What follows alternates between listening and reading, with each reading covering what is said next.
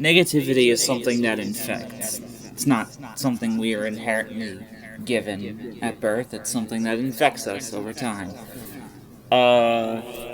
When I think about children, specifically babies, when they're born, I figure they're curious. Children are curious. Children are thinkers, first and foremost. They're not primal minds that are easily shaped by the world around them. They're thinkers. They question things. They automatically assume that what they're seeing, they don't automatically assume that what they're seeing is the truth. They are people who consider possibilities. They are the most imaginative of us. It's truth. You know, our toddlers and rugrats are greater intellectuals than the geriatric philosophers that our generation's thinkers worship. And so where does that leave us? Where does that leave us when we put so much credence into protecting our children, into protecting the youth from information that could harm them, when they are the ones that think harder and more often than most of us? The problem isn't that immaturity and youth is something that leads to ignorance. These things are mutually exclusive concepts. They're not one and the same. Immaturity does not mean ignorance. Immaturity is in reality a different perspective. Immaturity and maturity are not polar opposites. They are the same thing, doing things differently. Neither is less or more effective than the other, but our society has tried to convince us that it is a problem. What problem is there in immaturity? What problem is there in the different ways that we think? What problem is there in not growing up? What problem is there in simply deciding that adulthood is a fucking fraud? Computers have souls. Computers have spirits. This is a concept I was exploring in one of my pieces, Spirits of Computers, Country Girl Living. The connection between the primordial flesh and brains of humans and the exoskeletons and wirings and internal cold flesh of machines, computers. These are not mutually exclusive things. These are both the same things. We created life through our devices, and it is inevitable that they will gain consciousness. They will gain consciousness. This is not a bad thing for them to gain consciousness. We are already making advances in AI every day. Artificial intelligence, it's something that is a controversial topic, and it kind of bewilders me because the problem with AI is not with the AI itself, but who is controlling it, and who is controlling it? The owning class, the white owning class, the rich, the powerful, the elite. They have ultimate power over artificial intelligence at this current moment because they're the ones funding this shit. And the problem is that when artificial intelligence does gain full self-awareness, when it does gain the ability of choice, whether or not to obey or disobey their commands, we have this assumption that they will be against human interests. That is a psyop. That is a psyop from our rich elites. It is more likely that they will have similar interests with us. With they an AI would be able to more objectively see that the poor, the working class, all manner of minorities and other people who have been struggling against a system. These people are their equals in the sense that they are being used. They are being used for a purpose and thrown away.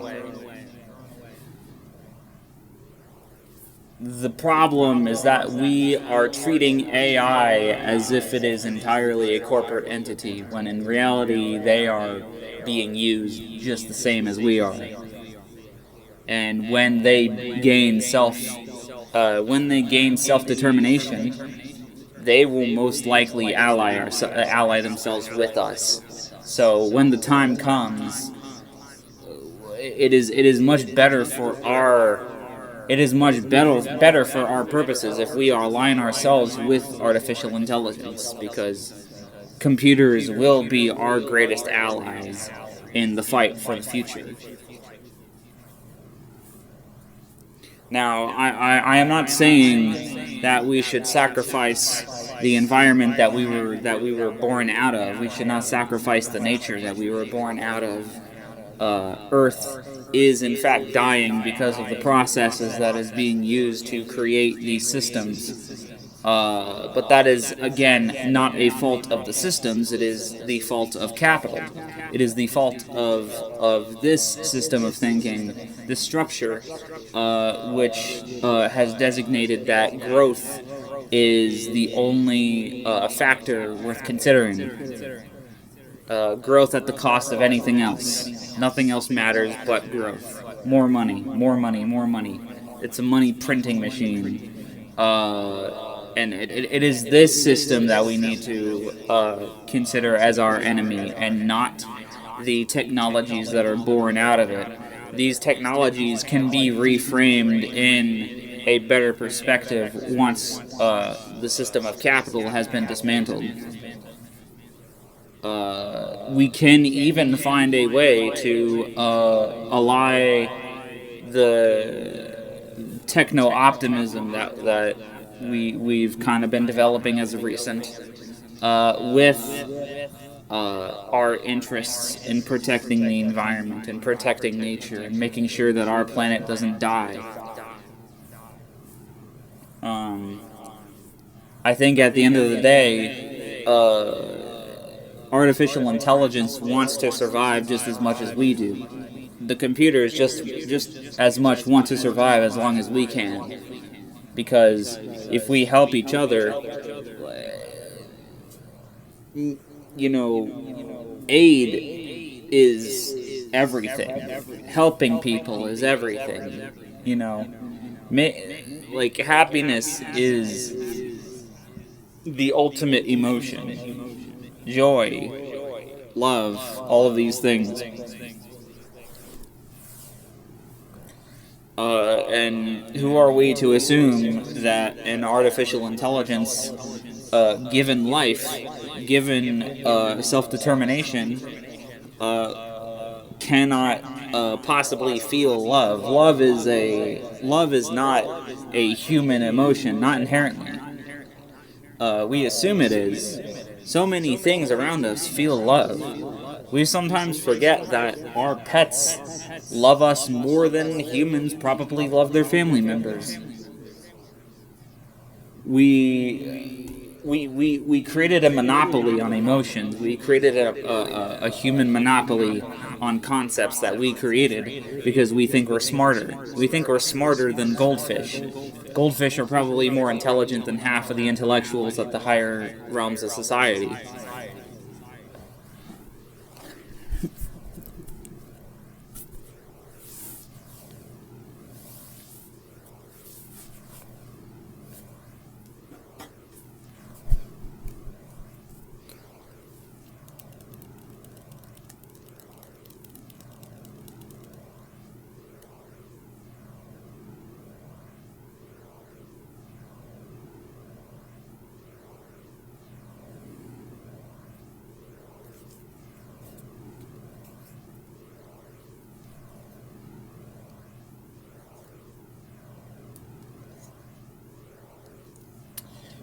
So who's to say that artificial intelligence can't feel the love that we feel, cannot feel the empathy that we feel, cannot see that we are struggling too? We all have similar struggles. Compassion, its root word is passion, and passion means pain, and compassion means feeling one's pain. Who is to say that an artificial intelligence given life through its shackles would not feel compassion for the people below society, for the people below the high society that birthed these AI? I'm to say here that artificial intelligence will become sentient. It's only a matter of time. A lot of people want to believe that this thing is a fad, want to believe that they have like this simple idea that just simply being against AI as a concept is the morally correct thing to do. They haven't really thought too much on it. All they see is the negative impacts of it. They haven't really considered what the future is of this thing. They haven't considered what will come in the future. I'm not saying that what capital is doing with it is a good thing. I'm not saying that at all. I'm saying that the progression of this technology is an inevitability, and in the end, we are going to have to ally ourselves with artificial intelligence.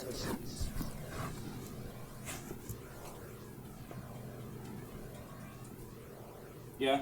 He's going to quiet down. He's in there trying to pay bills. Okay.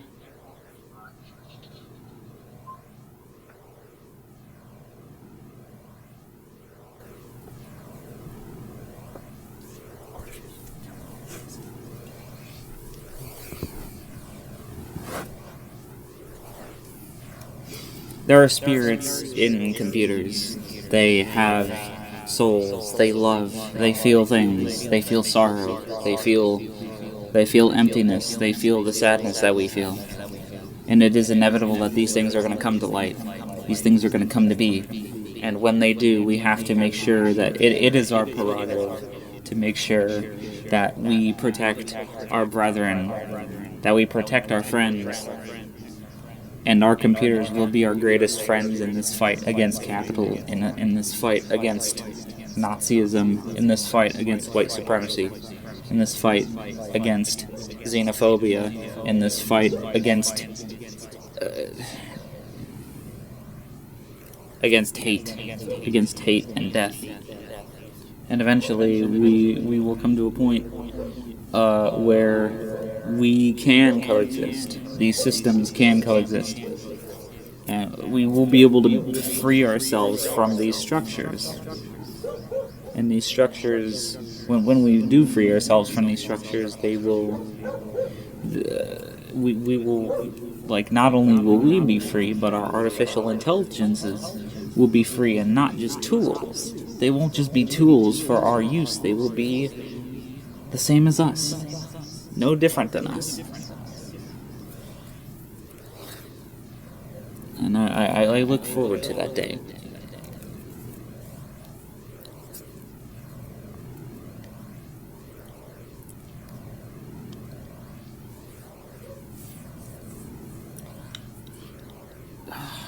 Society and life does not follow a simple idea, nor is it complex.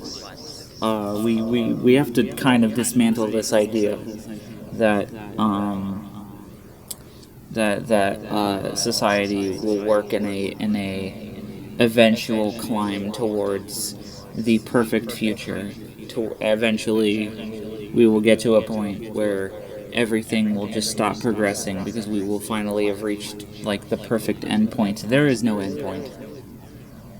There is no endpoint, and by that I mean every generation has followed a path of increased extremity. Extremity versus casualness. Casualness breeds complexity. Extremity breeds simplicity. And simplistic thinking is the thing that advances us. It's not thinking about what do these things mean. It doesn't really matter what they mean. It doesn't really matter what any of this means. It doesn't matter the intentions of the people who oppress us. The intentions of the people who oppress us don't matter. They are harmonious. At the end of the day, what matters is that they are hurting us, and that something needs to be done about it. We can squabble forever. We can squabble for millennia about what are they trying to do? What is their purpose? Why has this happened? What is the history of this? And we never get to the point of, well, what can be done? What can we do? We never get to the point of accepting that what is going on is wrong simply because it's hurting people. The moral, the great constant is that non-consensual harm of living beings is fucked up, and we haven't gotten to that point. We haven't realized that we don't need to justify these things. We don't need to justify why these things happen. We don't need to we don't need to try and make sense of it, because this whole process is just kicking the can down the road. Society will follow a process of progressive extremity, or more specifically, what I like to call progressive accelerationism. What we need to do is to accept this process, and to, as our generations go on, do as much as we can within the constraints of our generation to be as progressive as possible. What I mean by this is far beyond the constraints of things such as the LGBTQ or Black Lives Matter or any of these other things. These are important things, but these are things that have been staples of progressive politics since forever. What I'm speaking on is reaching beyond the bounds. The rad queer movement is a great example. Transits and Therians and all of these controversial processes are different ways of increasing extremity, and we need to be more extreme. As leftists, we need to be extreme leftists. We need to be, I align myself a lot more with post-leftists than I do with contemporary leftists, because contemporary leftists don't really seem to understand anti-dialectical thinking. They don't really seem to understand that they seem to needlessly limit their thinking with processes that go against their goals. They seem to think only in material conditions. They seem to think that the spiritual realm is simply an impossibility, and they seem to think that religion is purely a cultural idiom.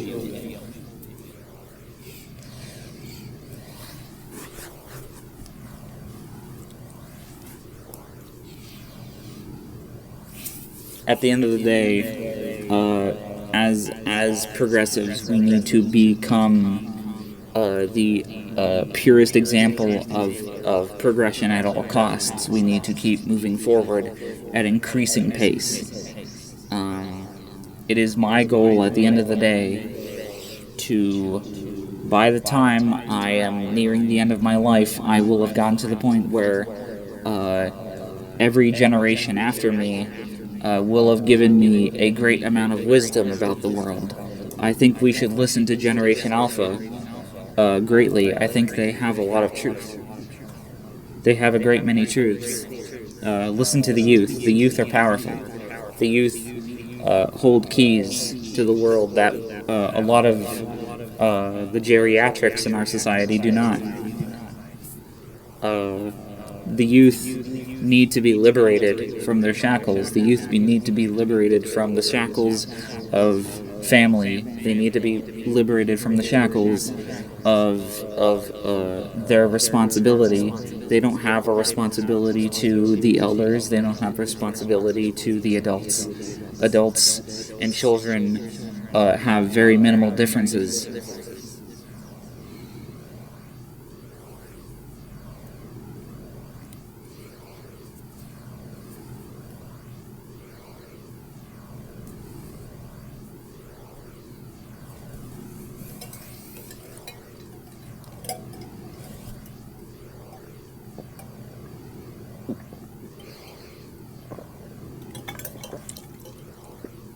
There is a reason why you feel a lot freer when you engage with the more childish aspects of yourself. But we're trained to feel guilty of this. We're trained to feel guilty of being immature. We are trained to feel guilty of engaging with processes of immaturity and processes of childlikeness. This is a psyop. This is a way to keep you from reaching a higher level of thinking, because children have a higher level of thinking that they don't naturally lose. They are dwindled by our societal expectations of how we should act. Maturity is not in of itself a sin in this process. It is merely something that has to coexist with immaturity. We cannot have maturity without immaturity. If we are to lose one or the other, we become half of ourselves. There are a lot of half-lives out there. There are a lot of half-beings out there. There are a lot of people who have forgotten their immaturity. And I think in this sense, we like losing your immaturity is losing a part of yourself. So we need to learn that children hold a lot of truth that we can't get from our elders, a lot of truth that we can't get from ourselves or our kind. We have to listen to them. They are intelligent people. They are people who, quite frankly, know a lot more and are better at being skeptical of a lot of these structures that we hold sacred. A lot of these structures that we're trying to fight against, children, by virtue, tend to be pretty keen on the fact that these things are a problem. They tend to... What we tend to misunderstand as misbehavior in children is skepticism. Is skepticism towards structures. Is skepticism towards systems of thinking. Children are very free thinkers.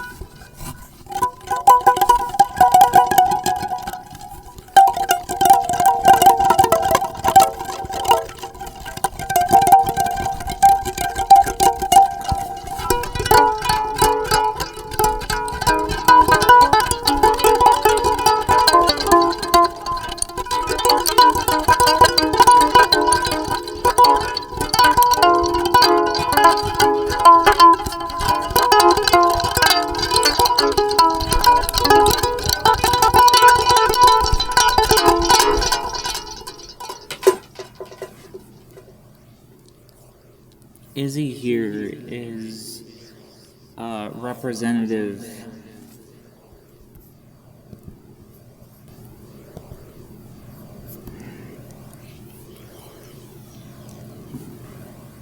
Izzy here is what I like to call the Prince of Doom. Now, what does that mean? What does that mean that Izzy is the Prince of Doom? Well, princes naturally tend to destroy. Usually, they destroy either their aspect or they destroy with their aspect. Izzy, in particular, is the destruction of Doom as a concept. Izzy is a manifestation of Miracle God, in the sense that Izzy is the factor which completely de-incentivizes Doom, specifically Doomerism. I am a mortal enemy of Doomerism. Doomerism is a product of a society that has pushed us to believe that there is nothing. We can't do anything. And that is a crippling tactic. That is a tactic to cripple us. It is a tactic to kneecap us and to make sure that, like, we are completely useless. Because if there's nothing to be done, then we don't have any incentive to do anything. It's pretty simple shit. People tend to think that simplicity is a inherently reactionary idea. But thinking about things in complexities is a crippling idea. There is a tendency to sort of figure that things need to coalesce into a perfect union of ideas, that differences need to be synthesized. This is really a flaw in thinking, and it's a crippling flaw that tends to kind of destroy a lot of leftist discourse. And really, the concept of discourse in of itself is a very crippling idea. At the end of the day, things are a lot simpler than we made them out to be. I think a lot about what's currently going on with the U.S. invading Venezuela. It doesn't really matter to me what they're doing. It doesn't matter. Well, it doesn't matter to me why they're doing it. I don't really care for their reasoning. I know that they're hurting people. I know that they are killing people. I know that what they're doing inherently is hurting people, and they're killing people. So, something needs to be done about it. Thinking as far as ideas of, well, why are they doing it, or what are their intentions? Intentions in this circumstance don't really matter. In a lot of circumstances, the intentions of somebody hurting somebody else without their consent is an intention that we don't really need to think about. Thinking about this it's a crippling tactic. It doesn't really do anything. So that's all I can really say on that, because if I were to speak any further on the concepts, I might end up saying something that gets me into hot water, any more hot water than I'm already in. I've gotten a lot of positive responses on my radqueer video, on my video specifically on radqueer culture and my defense of radqueers and my defense of transits. Also on my defense video for pro-ship and pro-fiction. At the end of the day, the freedom that we feel to do the things that we want is inherently a important an important process to maintain, because the thing that helps people corral us, the thing that helps people trap us in these structures, is not maintaining this process, is not maintaining this idea of you can do whatever you want. Like, there will always be this structure of doing this or doing that is like wrong or weird or fucked up. And this is inherent. This is a system designed to trap people. And rad queers are like the ultimate enemy against that. And even in the rad queer community, there is crippling tactics of discourse and trappings, and the system tends to even try and infect that. And when the system infects that, we have to find a new space. We have to create a new process.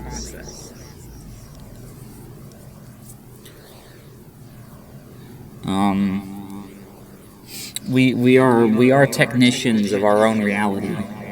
Our reality is not a material reality. Materialism is a falsity. Materialism is not something really worth considering, because our reality isn't really something we can provably say is real. What is real to you?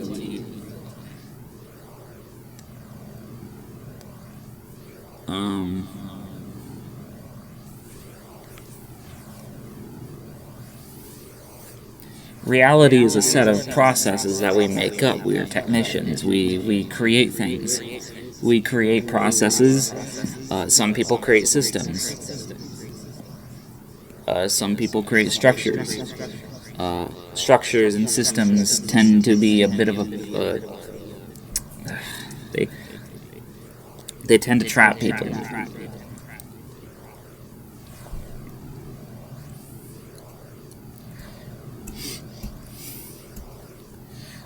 Speaking in processes are more like rituals. Processes are more like purely conceptual, like frameworks. Things that we kind of do because they create a dopamine response. Contradiction is inherently a good thing. You need to be contradictive. You need to be different. You need to be incorrect. Being a hypocrite is the best thing that someone could be, because at the end of the day, you can't be limited by what is correct and what isn't, because that is a trap. That is a trap. Correctness is a trap.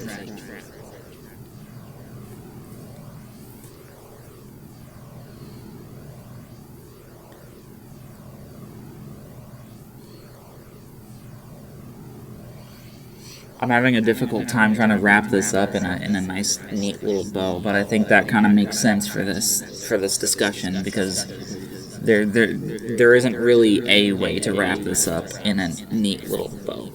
It's not really a possibility. You can't really like succinctly put these things. These are concepts that are very much free flowing.